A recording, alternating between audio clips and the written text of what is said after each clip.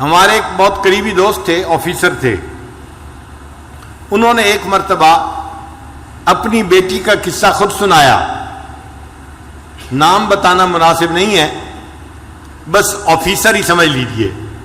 وہ مجھے کہنے لگے اللہ نے مجھے اتنی خوبصورت بیٹی دی، اتنی خوبصورت بیٹی دی کہ لاکھوں میں نہیں کروڑوں میں اتنی خوبصورت بچی کوئی نہیں ہوگی، کروڑوں میں۔ اتنا دودھ کی طرح اس کا سفید رنگ، اتنے پیارے اس کے بال، اتنا خوبصورت اس کی آنکھیں، جو اس کو دیکھتا تھا لٹو ہو جاتا تھا، ہر عورت اس کو آ کے دیکھتی تھی۔ کہنے لگا کہ میرے گھر میں عورتوں کا، محلے کی عورتوں کا مجمع لگا رہتا تھا، عورتیں کہتی تھیں کہ اس کے گھر کے قریب سے ہم گزرتی ہیں، ہمارا دل چاہتا ہے ہم اس بچی کو دیکھیں، ہم بچی کو دیکھنے کے لیے آئے ہیں۔ کہنے لگی وہ بچی ذہین بھی اتنی تھی کہ بلا کی ذہین، اس کو میڈیکل میں داخلہ مل گیا اور وہ میری بیٹی ڈاکٹر بن گئی، اور ڈاکٹر بھی ایسی کانفیڈنٹ تھی کہ سرجن ڈاکٹر بنی۔ کہنے لگا خوبصورت بھی تھی اور قابل بھی تھی، سرجن ڈاکٹر بھی تھی، اس کو ہاسپٹل میں ایک بہت اچھی جاب مل گئی۔ اب جب اس کی عمر 28 سال ہوئی تو میں نے اس کے لیے رشتے ڈھونڈنے شروع کیے۔ کہنے لگے رشتے کا نام لینا تھا کہ رشتوں کی تو بھرمار لگ گئی، ہمارے پاس اس بچی کے لیے 100 رشتے تقریباً آئے۔ اب ہم میاں بیوی پریشان تھے، کس کو ہاں کرے اور کس کو نہ کرے۔ یہ وزیر کا بیٹا ہے، یہ امیر کا بیٹا ہے، یہ فیکٹری والے کا بیٹا ہے، یہ بزنس مین کا بیٹا ہے، اور بڑے بڑے نامی گرامی خاندانوں کے رشتے بیٹی کے لیے۔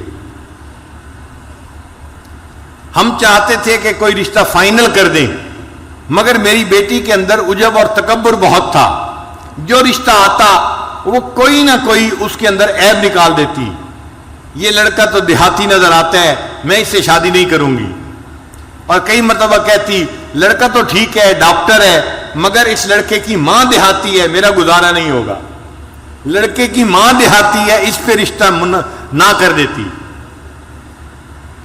کہنے لگے کہ 2-4 سال تو اسی طرح گزر گئے، روز کا کام تھا، رشتے آتے اور بچی نہ کر دیتی، اور ہمیں رشتے پسند بھی آتے کہ لڑکا سمجھدار ہوتا، تعلیم یافتہ ہوتا، اور اچھا اس کا کام کاروبار ہوتا، مال پیسے والا ہوتا، سارے وسائل اس کے پاس ہوتے، مگر بچی کا دل مطمئن ہی نہیں ہوتا تھا۔ اور جب ہم اسے کہتے کہ بیٹی رشتہ تو اچھا ہے، تو بیٹی آگے سے جواب دیتی ان رشتوں کا کیا، یہ تو سینکڑوں رشتے جو ہے آ سکتے ہیں، ان کا کیا ہے۔ کہنے لگے کہ 3-4 سال کے بعد اس کی عمر 34 سال ہو گئی، اب رشتے آنے ذرا کم ہو گئے، مگر بچی کو پھر بھی یقین تھا کہ میرے لیے ضرور اچھا رشتہ آئے گا۔ رشتے والوں کو آخر کیا چاہیے جو میرے پاس نہیں ہے؟ اس کو ناز تھا اپنے حسن پہ، اپنی تعلیم پہ، اپنی سمجھداری پہ۔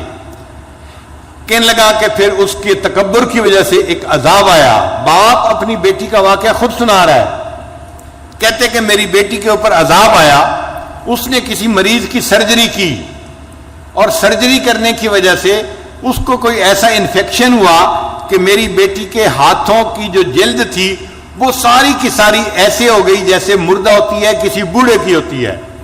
اب بچی خوبصورت ہے، نوجوان ہے، مگر دونوں ہاتھوں کی جلد جو ہے وہ ایسے ہے جیسے کوئی 90 سال کا بوڑھا ہوتا ہے، ہاتھ بدنما بن گئے۔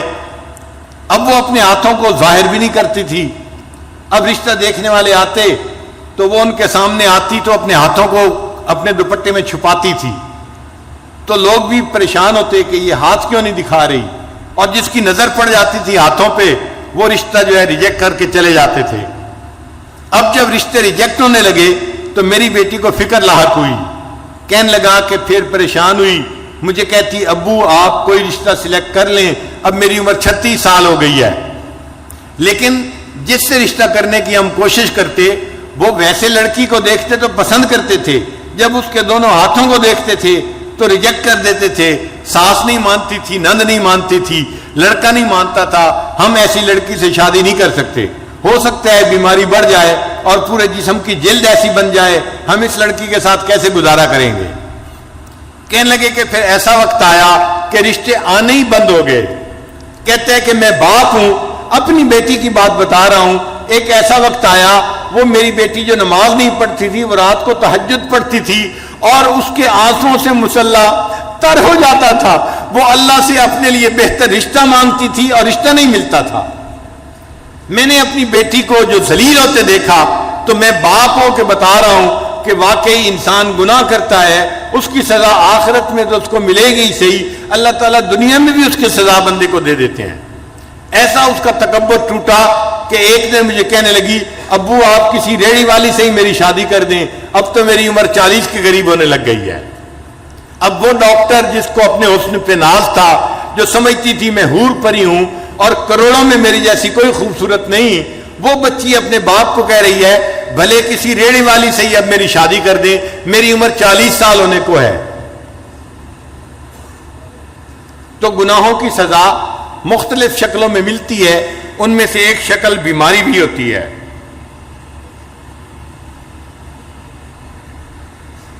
اور ایک شکل ہوتی ہے کہ انسان کو اللہ تعالیٰ لوگوں میں بے عزت کر دیتے ہیں. لوگوں کے دل سے اس کی عزت نکال دیتے ہیں.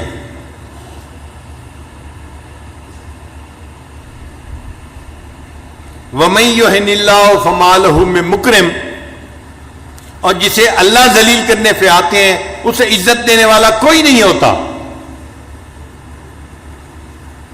ایک آفیسر تھا 21 گریڈ کا. 21 گریڈ کا آفیسر بڑا آفیسر ہوتا ہے. یہ ڈپٹی کمشنر سے بھی اونچے گریڈ کا بندہ ہوتا ہے, یوں سمجھ لیں برابر کے گریڈ کا. وہ رشوت لیتا تھا اور مال پیسہ اس کے پاس بہت تھا. اس کی ذرا کہانی سن لیجئے, یہ حقیقی کہانی ہے. اس بندے نے ایک کالونی کے اندر پلاٹ خریدا اور بہترین گھر بنایا. پھر وہ اپنے گھر کے اندر شفٹ ہو گیا. جب گھر کے اندر شفٹ ہوا تب اس کو پتا چلا کہ گھر کے بالکل ساتھ مسجد تھی اور مسجد کی اذان کی آواز اس کے گھر میں آتی تھی. اب جو نیک بندہ ہے وہ تو خوش ہوتا ہے کہ مسجد کا پڑوس مل گیا. جو فسق و فجور میں پڑا ہوتا ہے, بے نمازی ہوتا ہے, اس کو مسجد کا پڑوس نہیں چاہیے ہوتا. چنانچہ یہ رات کو سویا ہوا تھا, مؤذن نے فجر کی اذان دی, اس کی آنکھ کھل گئی. اب اس کو بڑا غصہ آیا کہ اس نے میری نیند خراب کر دی. صبح اٹھا تو اس نے مؤذن کو بلوایا اور مؤذن کو کہا کہ تم فجر کی اذان سپیکر پہ مت دیا کرو, میری نیند خراب ہوتی ہے. مؤذن نے جا کے محلے کے لوگوں کو بتایا. انہوں نے کہا کہ بھائی ہم تو بوڑھے ہیں, گھڑی کا ٹائم دیکھ نہیں سکتے, ہم تو اذان کی آواز سنتے ہیں فجر میں تو مسجد میں آتے ہیں. اگر آفیسر صاحب کو پرابلم ہے تو یہ اپنا گھر مسجد سے دور کہیں جا کر خرید لیں, کیوں انہوں نے قریب خریدا ہے. یہ جگہ بدلے, مسجد تو نہیں بدل سکتی. تم اذان کی آواز دو سپیکر پہ. تو مؤذن نے اگلے دن پھر سپیکر پہ اذان دے دی. اب اس بندے کی جب پھر نیند خراب ہوئی, اس کو بڑا غصہ. میں نے مؤذن کو بلا کے کہا بھی تھا اذان کی آواز نہ دینا فجر کے وقت میں سپیکر پہ, اس نے میری بات نہیں مانی. اس نے دن میں اس مؤذن کو بلایا اور اس کو پھر اس نے ایک تھپڑ لگایا. میں نے تجھے نہیں کہا تھا, تجھے میری بات سمجھ نہیں آئی تھی, میں فارسی بول رہا تھا, تو کیوں نہیں سمجھا, کیوں تو نے اذان دی.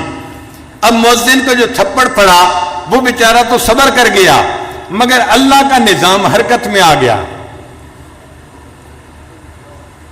اب اس آفیسر کے اوپر پکڑ آئی, اور وہ پکڑ کیسی تھی کہ اس کے دونوں بازوؤں کے اوپر فالج کا اٹیک ہو گیا اور دونوں بازو اس کے یوں سینے کے اوپر لگ گئے.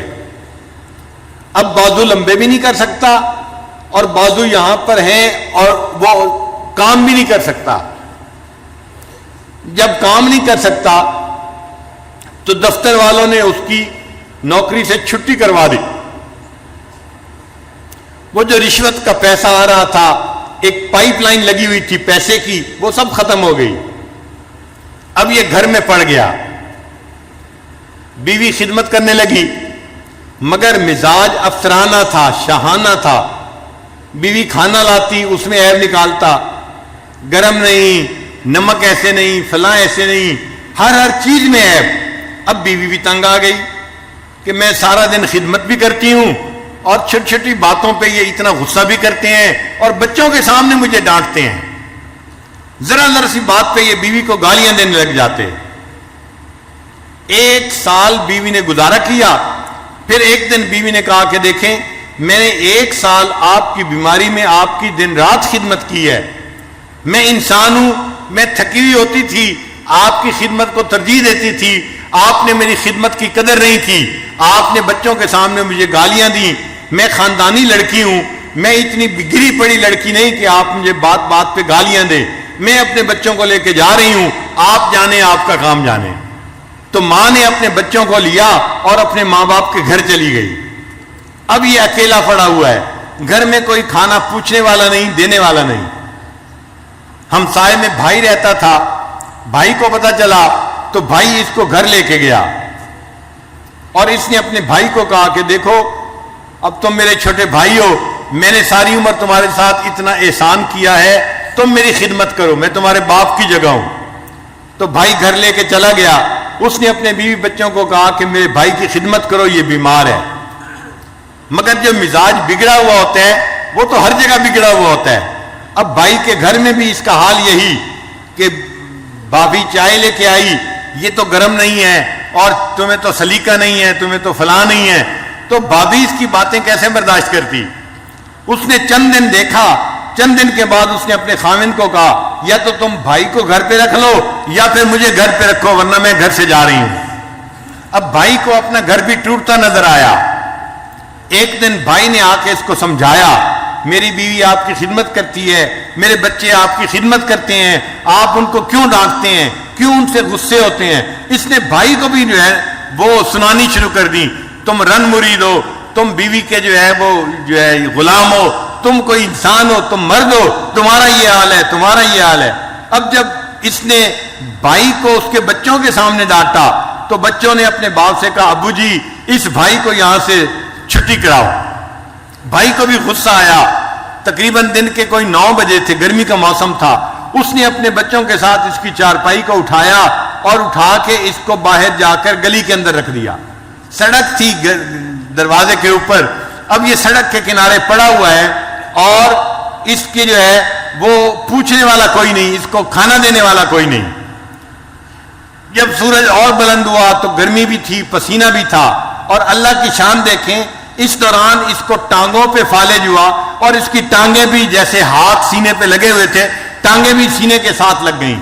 اب یہ گوشت کا لوتھڑا بن گیا, نہ ہاتھ ہلا سکتا ہے نہ پاؤں ہلا سکتا ہے, صرف دیکھ سکتا ہے, بول سکتا ہے. سڑک کے کنارے پڑا ہوا ہے. اب اس کو بھوک لگی ہوئی ہے کیونکہ 1-2 دن سے اس نے کھایا نہیں تھا. اب جب اس نے آتے جاتے لوگوں کو دیکھا تو لوگوں سے بھیک مانگنی شروع کر دی, اللہ کے نام پہ مجھے دے دو, میں بھوکا ہوں, مجھے بہت بھوک لگی ہوئی ہے. جس اللہ کا نام سننا اس کو گوارا نہیں تھا, اذان ہوتی تھی اس کی نیند خراب ہوتی تھی, آج سڑک کے کنارے پڑے اسی اللہ کے نام پہ لوگوں سے بھیک مانگ رہا ہے, مجھے اللہ کے نام پہ کچھ دے دو. ایک کالج کا لڑکا جا رہا تھا, اس نے اس کو 10 روپے نکال کے دیے. یہ کہنے لگا بچہ میں اس 10 روپے کا کیا کروں گا, نہ میں چل سکتا ہوں نہ آ جا سکتا ہوں, مجھے تو بھوک لگی ہے, روٹی لا کے دو. اس نے روٹی قریب سے خریدی اور لا کے دی. جب روٹی لا کے دی اس نے تو یہ کہنے لگا کہ میں اپنے ہاتھ سے تو روٹی توڑ کے کھا نہیں سکتا, آپ پلیز مجھے روٹی کھلا بھی دیں. وہ لڑکا کہنے لگا مجھے تو کالج جانا ہے اور دیر ہو رہی ہے, میں نے روٹی لا کے دے دی, اب کھلانے کا ٹائم تو میرے پاس نہیں ہے, میں یہ روٹی رکھ کے جا رہا ہوں. جب اس نے روٹی زمین کے اوپر رکھی تو یہ سوچنے لگا کہ زمین پہ رکھی روٹی تو میں اٹھا کے کھا نہیں سکتا, نہ ہاتھ کام کرتے ہیں نہ پاؤں کام کرتے ہیں. تو یہ اس لڑکے کو کہنے لگا زمین پہ روٹی نہ رکھیں, مجھے پکڑا دیں. اس نے ہاتھ میں پکڑانی چاہی, اس کے ہاتھ کی انگلیاں ہلتی نہیں تھی, یہ ہاتھ میں روٹی نہیں پکڑ سکا. پھر کہنے لگا اچھا تم مجھے میرے پاؤں میں روٹی پکڑا دو. اس نوجوان نے اس کے جو پاؤں تھے سینے کے اوپر رکھے ہوئے, اس کے انگوٹھے اور انگلی کے درمیان روٹی ڈال دی اور اس نے اس کو تھوڑا سا گرپ کر لیا. اب پاؤں سے روٹی پکڑی ہوئی ہے اور منہ سے نوچ کے اس کو کھا رہا ہے. جس اللہ کی نافرمانی کرتا تھا اس اللہ نے دکھا دیا, دیکھو جب میری سزا آتی ہے تم سڑک کے کنارے کتے کی طرح اپنے پاؤں سے روٹی پکڑ کے منہ سے نوچ کے کھاؤ گے. یہ وہ آفیسر تھا جس کی بڑی عزت تھی, بڑا مال تھا، بڑا اس کا مکان تھا، بڑی گاڑی تھی، اور آج سڑک کے کنارے پاؤں کی انگلیوں کے درمیان روٹی پکڑ کے یہ اپنے منہ سے اس روٹی کو نوچ کے کھا رہا ہے۔